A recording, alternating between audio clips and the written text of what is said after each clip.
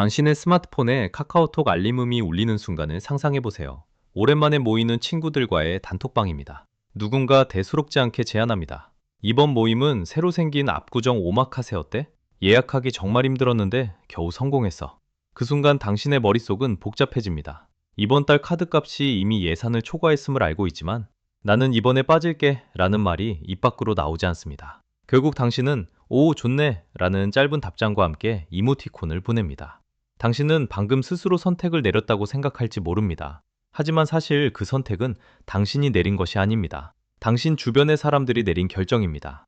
행동경제학의 최신 연구에 따르면 우리가 매달 지출하는 비용의 상당 부분은 결코 우리 자신의 순수한 욕망에서 비롯된 것이 아닙니다. 그것은 우리를 둘러싼 중거 집단, 즉 친구, 동료, 소셜미디어 속의 지인들에 의해 설계된 것입니다. 이 메커니즘을 이해하기 전까지 당신의 경제적 자유는 신기루에 불과합니다.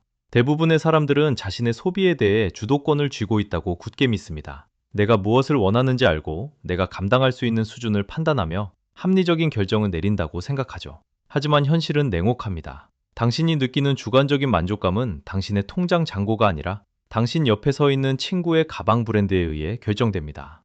이것이 바로 한국 사회를 관통하는 가장 무서운 심리적 장치인 눈치와 체면의 비용입니다. 우리는 단순히 물건을 사는 것이 아니라 그 집단에 속해 있다는 안도감을 구매합니다. 1954년 심리학자 레온 페스팅거가 발표한 사회 비교 이론은 이를 명확히 설명합니다. 인간은 객관적인 기준이 없을 때 타인과 자신을 비교함으로써 자신의 가치를 평가하려는 본능이 있습니다. 특히 한국처럼 밀집도가 높고 집단주의가 강한 사회에서 이 비교 본능은 생존 본능과 직결됩니다. 2005년 하버드 케네디 스쿨에서 발표된 연구는 충격적인 사실을 보여줍니다. 주변 사람들이 나보다 돈을 더 많이 벌 때 나의 소득이 일정함에도 불구하고 주관적인 행복도는 급격히 하락합니다. 나의 절대적인 재정 상태는 변하지 않았지만 상대적 위치가 낮아진 것만으로도 뇌는 통증을 느낍니다. 이 메커니즘은 소비로 전이됩니다. 행복이 주변 사람들과의 상대적 위치에 의해 결정된다면 당신의 지출은 결코 멈출 수 없는 경주가 됩니다. 주변 사람들이 소비를 늘리면 기준점이 이동하고 당신은 그 기준을 따라잡기 위해 더 많은 비용을 지불해야만 하기 때문입니다. 더 큰 문제는 이 재보정 과정이 우리도 모르는 사이에 아주 조용히 일어난다는 점입니다. 예전에는 특별한 날에만 가던 고급 레스토랑이 어느 순간 일상이 되고 큰맘 먹고 계획하던 해외여행이 당연한 연례 행사가 됩니다. 과거에는 사치라고 느꼈던 것들이 무의식 속에서 평균적인 삶의 수준으로 재분류됩니다. 이때부터 해당 수준의 지출은 선택이 아니라 생존을 위한 최저선이 됩니다. 이 기준선을 넘지 못하면 사회적으로 도태될 것 같은 불안감이 엄습합니다. 우리가 흔히 말하는 카공족이나 오마카세 열풍, 그리고 명품 오픈런은 단순히 개인의 허영심 문제가 아닙니다. 그것은 한국 사회의 중거 집단이 설정한 정상적인 삶의 허들이 비정상적으로 높아졌음을 의미합니다. 소셜미디어는 이 과정을 가속화합니다. 인스타그램 피드에 올라오는 친구의 호캉스 사진, 새로 뽑은 외제차의 하차감, 골프 라운딩 인증샷은 끊임없이 당신의 내부 기준을 뒤흔듭니다. 뇌는 이를 단순한 사진으로 받아들이지 않고 이것이 요즘의 표준이다 라는 정보로 입력합니다. 그 결과 당신은 원하지도 않는 물건을 사고 감당하기 어려운 서비스에 돈을 쓰며 결국 자신의 미래를 담보로 현재의 소속감을 방어하게 됩니다. 가계부 앱을 설치하고 소비를 줄이려고 노력하며 의지력을 발휘해보지만 매번 제자리 걸음인 이유가 바로 여기에 있습니다. 당신은 동기부여의 문제를 겪고 있는 것이 아니라 구조적인 심리 함정에 빠져 있는 것입니다. 만약 당신이 한 달에 고정적으로 지출하는 비용 중 오직 남들에게 뒤처지지 않기 위해 혹은 분위기를 맞추기 위해 나가는 돈이 단 40만 원뿐이라고 가정해 봅시다. 30대 초반인 당신이 이 돈을 소비하지 않고 연 7% 수익률의 지표에 투자했다면 30년 후 당신의 손에는 약 5억 원의 자산이 쥐어져 있을 것입니다. 당신은 지금 단순히 밥값을 내고 있는 것이 아니라 당신의 노후와 자유를 지불하고 있는 셈입니다. 하지만 더 무서운 사실은 이 소비가 정체성과 결합될 때 발생합니다. 20대 후반에서 30대에 접어들면 우리는 자신의 재정적 삶을 바탕으로 자아를 형성하기 시작합니다.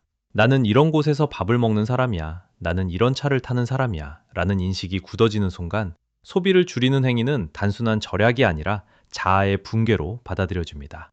골드만삭스의 보고서에 따르면 연봉 5억 원이 넘는 고소득 가구의 40%가 매달 카드값에 허덕이는 이유도 바로 이 때문입니다. 그들에게 소비는 사치가 아니라 자신이 누구인지를 증명하기 위한 유지보수 비용입니다. 이제 우리는 질문을 던져야 합니다. 당신이 지금 앉아 있는 그 세련된 카페, 당신이 매달 내고 있는 비싼 할부금, 그리고 거절하지 못한 모임의 회비들. 그것들 중 진짜 당신이 원해서 선택한 것은 얼마나 됩니까? 혹시 당신은 친구들의 소비 습관이라는 설계도 위에서 그들이 그어놓은 선을 따라 걷고 있는 것은 아닙니까? 이 보이지 않는 사슬을 끊어내지 못한다면 당신의 소득이 아무리 높아져도 당신은 영원히 상대적 빈곤에서 탈출할 수 없습니다. 뇌가 이식하는 행복의 기준점이 타인의 손에 쥐어져 있는 한 당신의 지출에는 천장이 존재하지 않기 때문입니다. 하지만 희망은 있습니다. 이 메커니즘을 인지하는 것만으로도 당신은 게임의 규칙을 바꿀 수 있는 첫 번째 열쇠를 쥐게 된 것입니다. 우리는 흔히 소비를 자신의 의지에 따른 결과물이라고 생각하지만 뇌과학의 관점에서 보면 지출은 철저히 환경의 산물입니다. 인간의 뇌에는 타인의 행동을 거울처럼 비추는 거울 신경세포가 존재합니다. 친구가 새 차의 스마트키를 테이블 위에 올려놓거나 동료가 최신형 스마트폰으로 업무를 보는 모습을 볼 때 우리의 뇌는 무의식적으로 그 물건들을 가져야 할 생존 도구로 인식하기 시작합니다. 여기서부터 당신의 예산은 무너지기 시작합니다. 심리학자들은 이를 준거 집단 업데이트라고 부릅니다. 이 과정은 당신이 인생의 계단을 올라갈 때 더욱 교묘하게 작동합니다. 예를 들어 당신이 열심히 노력해 더 높은 연봉을 주는 직장으로 이직했다고 가정해 봅시다. 당신의 소득은 분명 늘어났습니다. 하지만 그와 동시에 당신이 매일 마주하는 비교 대상도 함께 바뀝니다. 이전 직장 동료들이 5,000원짜리 편의점 도시락을 먹었다면 새 직장의 동료들은 15,000원짜리 샐러드 맛집을 찾아다닙니다. 당신의 뇌는 즉시 이 15,000원을 새로운 정상으로 설정합니다. 소득이 100만 원 늘어나는데 생활비가 120만 원 늘어나는 마법 같은 불행은 바로 이 지점에서 시작됩니다. 특히 한국 사회에서 이 현상은 눈치라는 문화적 기제와 결합하여 폭발적인 파괴력을 가집니다. 한국인에게 소비는 단순히 물건을 소유하는 행위를 넘어 자신의 사회적 위치를 확인받는 인증 절차와 같습니다. 직장 상사가 점심 식사 후 당연하다는 듯 스타벅스로 향할 때 신입사원인 당신이 저는 저렴한 저가 커피를 마시겠습니다 라고 말하기 어려운 이유는 돈이 없어서가 아닙니다. 그 집단의 리듬에서 이탈했을 때 느끼는 사회적 소외감이 4,000원의 차액보다 훨씬 더 고통스럽기 때문입니다. 여기서 우리는 2026년 현재 한국의 디지털 결제 환경이 어떻게 우리의 눈먼 소비를 부추기는지 살펴봐야 합니다. 카카오페이, 토스, 애플페이와 같은 간편 결제 시스템은 혁신적인 편리함을 선사했지만 동시에 심리적 결제 통증을 완전히 제거해버렸습니다. 행동경제학에서는 지갑에서 지폐를 꺼낼 때 뇌의 고통 중추가 자극된다고 말합니다. 하지만 스마트폰을 얼굴에 갖다 대는 것만으로 수십만 원이 빠져나가는 환경에서는 이 경구장치가 작동하지 않습니다. 친구들과의 술자리에서 내가 내게 라고 호기롭게 카드를 긁을 때 당신의 뇌는 그것을 지출이 아니라 스마트폰을 흔드는 행위 정도로 착각하게 됩니다. 이 기술적 편리함은 우리 중거 집단의 과도한 소비 습관이 내 통장으로 전이되는 속도를 획기적으로 높여놓았습니다. 더욱 심각한 것은 체면이라는 이름의 고정 비용입니다. 한국어에만 존재하는 가오나 체면이라는 단어는 경제적으로 환산하면 엄청난 마이너스 자산입니다. 우리는 결혼식 축의금 액수를 정할 때 내가 가진 돈보다 남들이 얼마를 내는지를 먼저 고민합니다. 조의금을 낼 때도 명절 선물을 고를 때도 마찬가지입니다. 나의 재정 상태와는 무관하게 사회적으로 정해진 기본을 맞추기 위해 우리는 끊임없이 미래의 자산을 현재로 끌어다 씁니다. 이것은 소비가 아니라 타인의 시선이라는 감옥에 지불하는 월세와 같습니다. 자, 여기서 잠시 멈춰서 생각해 보십시오. 당신이 최근에 구매한 것들 중 오로지 당신만의 기쁨을 위해 산 것은 무엇입니까? 혹시 친구의 인스타그램 피드에서 본 성수동 팝업 스토어의 한정판 굿즈는 아니었나요? 아니면 단톡방에서 유행하는 테니스나 골프 장비는 아니었습니까? 우리가 취미라고 부르는 것들조차 사실은 중고 집단이 허용한 범위 내에서의 놀이인 경우가 많습니다. 남들이 하니까 나도 해야 하고 남들이 이 정도 수준의 장비를 갖추니 나도 그 정도는 갖춰야 대화에 낄 수 있다는 압박감. 이것은 당신의 취향이 아니라 타인의 취향을 대여하는 비용입니다. 결국 라이프 스타일 인플레이션, 즉 생활 수준의 인플레이션은 소득의 문제가 아니라 비교 범위의 문제입니다. 당신이 연봉 1억 원을 벌어도 연봉 2억 원을 쓰는 사람들 틈에 섞여 있다면 당신은 영원히 가난함을 느낄 것입니다. 뇌는 절대적인 수치를 계산하지 못하기 때문입니다. 오직 내 옆 사람보다 더 나은가 혹은 비슷한가만을 따집니다. 이 잔혹한 비교 게임에서 승리하는 유일한 방법은 더 많은 돈을 버는 것이 아닙니다. 게임의 경기장을 바꾸는 것입니다. 하지만 대다수의 사람들은 경기장을 바꿀 용기가 없습니다. 친구들이 다 하는데 나만 안 할 수 없잖아 라는 핑계 뒤에 숨어 매달 카드 명세서를 보며 한숨을 쉽니다. 이것은 의지력이 약해서가 아닙니다. 당신의 주변 환경이 당신을 그렇게 설계했기 때문입니다. 당신이 매일 만나는 5명의 평균이 바로 당신이라는 말은 재정 상태에도 똑같이 적용됩니다. 당신의 친구들이 저축보다 소비를, 자산 형성보다 경험의 공유를 우선시한다면 당신이 아무리 재테크 서적을 읽어도 당신의 잔고는 변하지 않을 것입니다. 그렇다면 우리는 친구들을 모두 정리하고 산으로 들어가야 할까요? 물론 아닙니다. 해결책은 감정이 아닌 시스템에 있습니다. 우리의 의지력은 한정되어 있고 사회적 압박은 24시간 내내 작동합니다. 따라서 우리는 사회적 압박이 침범할 수 없는 재정적 성벽을 쌓아야 합니다. 그것이 무엇인지, 그리고 어떻게 하면 친구들과의 관계를 유지하면서도 당신의 경제적 미래를 지켜낼 수 있는지, 그 구체적인 구조적 해법에 대해 이제부터 본격적으로 이야기해 보겠습니다. 그렇다면 우리는 이 거대한 사회적 압박과 구조적 함정에서 어떻게 빠져나올 수 있을까요? 많은 재테크 전문가들은 더 강한 의지를 가져라, 가계부를 꼼꼼히 써라, 친구를 멀리하라고 조언합니다. 하지만 이것은 틀린 답입니다. 인간의 의지력은 한정된 자원이며 특히 한국 사회처럼 촘촘하게 연결된 관계망 속에서 개인의 의지만으로 중거 집단의 압력을 이겨내는 것은 불가능에 가깝습니다. 우리가 집중해야 할 것은 의지력이 아니라 금융 아키텍처, 즉 구조의 설계입니다. 첫 번째 단계는 사회적 격리 계좌를 구축하는 것입니다. 행동 경제학의 디폴트 요가를 이용하십시오. 매달 월급이 들어오는 순간 당신의 눈에 보이기도 전에 일정 금액이 자동으로 저축 및 투자 계좌로 빠져나가게 설정해야 합니다. 포인트는 내가 이체하는 것이 아니라 시스템이 가져가게 만드는 것입니다. 당신의 뇌가 인식하는 가용 예산 자체를 사회적 압박이 침범하기 전의 수준으로 고정하십시오.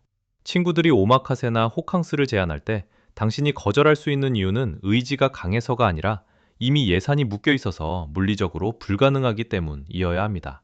이것은 심리적으로 훨씬 큰 방어막이 됩니다. 두 번째는 24시간 거리두기 규칙입니다. 소셜미디어와 단톡방은 실시간으로 우리의 욕망을 자극합니다. 친구가 보낸 세련된 아이템의 링크나 공동구매 제안을 받았을 때 뇌는 도파민을 분출하며 즉각적인 반응을 요구합니다. 이때 24시간 혹은 48시간의 물리적 유예 시간을 강제로 구여하십시오. 모든 구매 결정은 스마트폰 화면이 꺼진 상태에서, 그리고 중거 집단의 시선이 닿지 않는 혼자만의 시간에 이루어져야 합니다.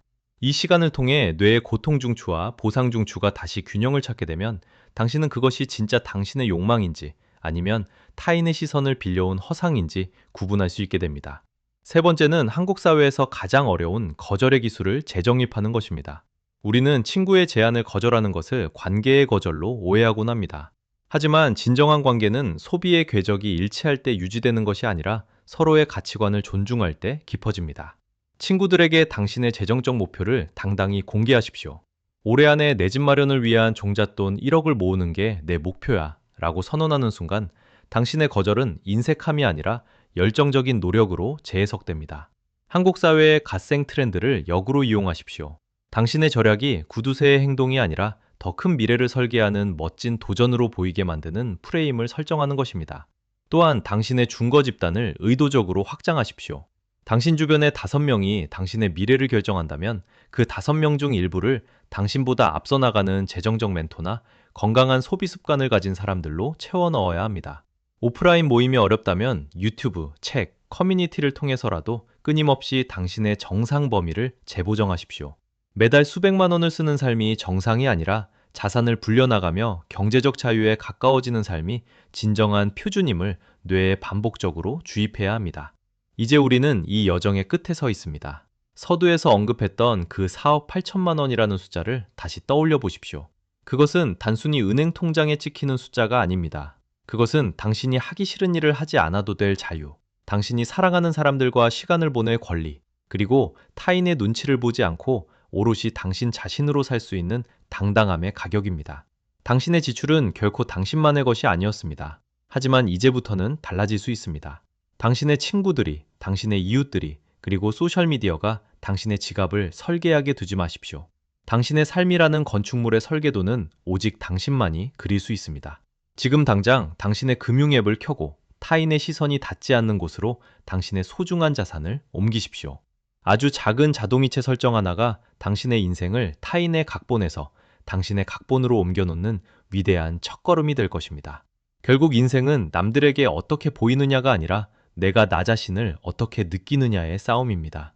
화려한 인스타그램 피드 뒤에 가려진 공허한 잔고보다 소박하지만 단단한 자산이 주는 평온함이 훨씬 더 강력한 행복을 선사합니다.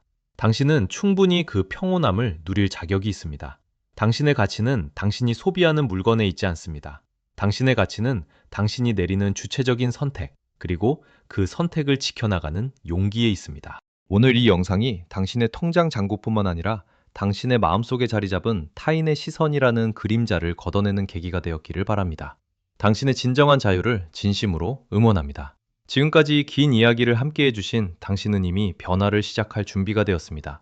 더 나은 미래를 향한 당신의 여정에 이 통찰이 든든한 이정표가 되길 바랍니다. 마지막으로 스스로에게 물어보십시오. 오늘 당신이 내린 결정 중 진짜 당신의 것은 무엇입니까? 그리고 내일은 무엇을 당신의 것으로 만드시겠습니까? 대답은 이미 당신의 마음속에 있습니다. 긴 영상 시청해주셔서 감사합니다. 당신의 경제적 독립과 자아의 성장을 언제나 지지합니다.